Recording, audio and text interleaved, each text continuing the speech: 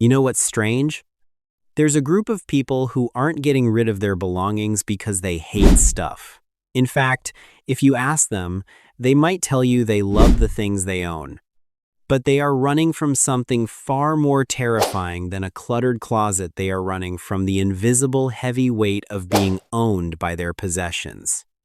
While everyone else is out there chasing the next big purchase or the latest trend, there's a small group who realizes that every object in their room is actually a tiny thief, stealing a piece of their mental energy every single day.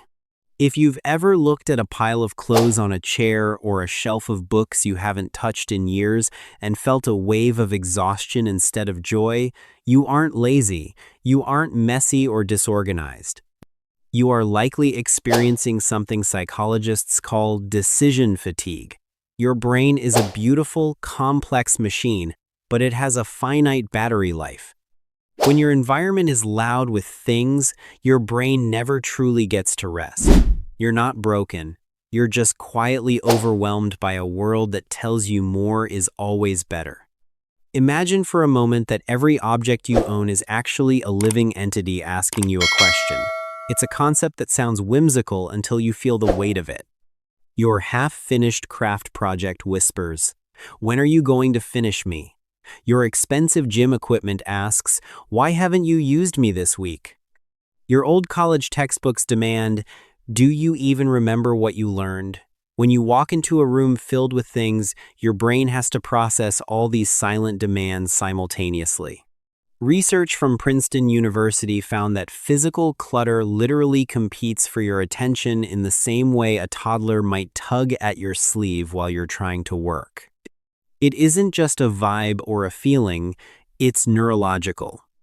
Your visual cortex becomes crowded, and your cognitive performance actually drops because your brain is constantly scanning the background noise of your possessions. You aren't keeping that expensive, unused gadget because you like it. You're keeping it because your brain is trying to solve a puzzle it can't win. You're caught in a cycle of ownership guilt, where the object no longer serves you. Instead, you have become the caretaker of the object. Why is it so hard to let go of that leather jacket that doesn't fit or the high-end blender still sitting in its box from 2 Christmases ago? Your brain is playing a trick on you called the sunk cost fallacy. It's a defensive mechanism that whispers that by keeping the item, you're somehow saving the money you spent. We tell ourselves, "I can't throw this away. It cost $200. But here's the gentle truth your brain isn't telling you. That money was gone the second you swiped your card. Keeping the item in your closet doesn't put the cash back in your bank account. All it does is force you to pay a mental tax every time you see it. You are essentially paying for that item twice, once with your money and every day after that with your peace of mind. The item served its purpose the moment it gave you that initial spark of excitement or taught you that, actually, you don't really like making smoothies as much as you thought you would. Letting it go now isn't wasteful. It's a gain in clarity. You are trading a physical object for the luxury of a deep, unobstructed breath. Sometimes we hold on to things not because of what they are, but because of who we thought we would be when we bought them. This is the psychology of the ideal self. We keep the unplayed guitar because we wanted to be a musician. We keep the size 4 jeans because we want to be the version of ourselves that fits into them. We keep the stacks of French literature because we want to be the person who reads them. When we look at these items, we don't see joy. We see a list of failed resolutions. We see a person we aren't, and that realization hurts. Keeping these objects is like keeping a mirror that only shows you what you haven't achieved. It's okay to admit that your interests have changed.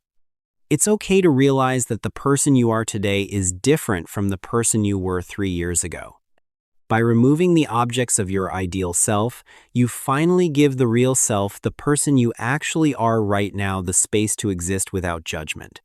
You are not a disappointment for changing your mind. You are simply evolving. There's another reason we stay stuck in the clutter: emotional sensitivity. We often make the mistake of confusing an object with a person or a precious memory. We feel that getting rid of an old, dusty sweater from a loved one is somehow erasing a piece of their existence or our history with them.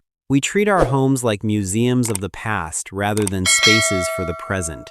But memories don't live in molecules of paper, cotton, or wood.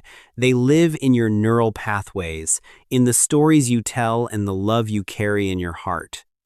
If an object from the past makes you feel heavy, guilty, or sad every time you see it, it isn't a tribute to that person anymore.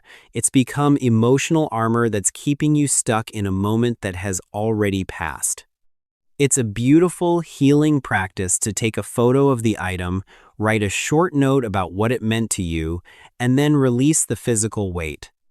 You aren't losing the memory. You are just letting the object go back into the world, while the love stays exactly where it belongs inside you. In a world that feels increasingly chaotic, where we can't control the economy, the news, or even how long our commute takes, our physical space is the one place where we have true agency. Minimalism isn't really about the aesthetic of white walls and empty surfaces. It's about the psychological power of choice.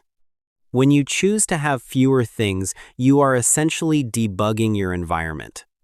You are creating a sanctuary where your nervous system can finally move from high alert to rest and digest. However, we must be careful of destination addiction, the belief that once we finally have the perfect minimalist home, all our problems will disappear. The truth is, a house is meant to be a container for a life, not a showcase of perfection.